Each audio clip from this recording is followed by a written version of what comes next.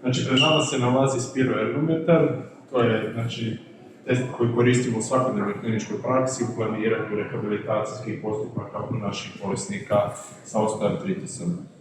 Čega se on sastoji? Ono što mi zapravo nastojimo procijeniti je kakav je odgovor cjelokupnog organizma na fizičko opterećenje, pa samim time i na tjelesnu aktivnost. Na koji način to radimo? Znači, ovo je oblik testa koji paralelno koristi spirometriju, znači putem ove maske koje prislanjamo pacijentu na lice i imamo zapravo praćenje izmjene plinova, odnosno kisika i ugljičnog dioksida, i paralelno s to radimo i ergometriju putem ovoga, znači klasičnog EKG-a, odnosno stres EKG-a koji prati zapravo otkucaje srca, frekvenciju i ritam i napor.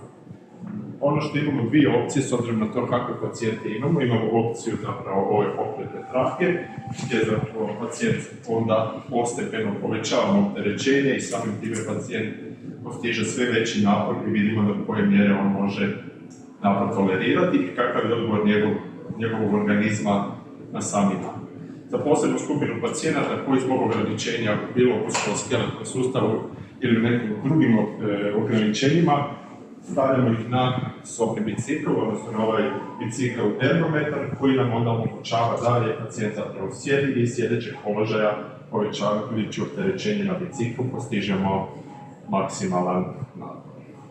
Ovaj test kardiopulmonarnog opterećenja nam nudi puno podataka koje onda mi kao liječnici koji se bavimo rehabilitacijskom medicinom možemo iskoristiti u puno segmenata, ako znamo šta nam podaci predstavljaju, tako da možemo specifično dozirati terapijski učinak koji želimo postići, spriječiti ili minimalizirati komplikacije i zapravo postići jedan dobar balans i ovu dijagnostičku metodu prevesti zapravo mostom u terapijski plan.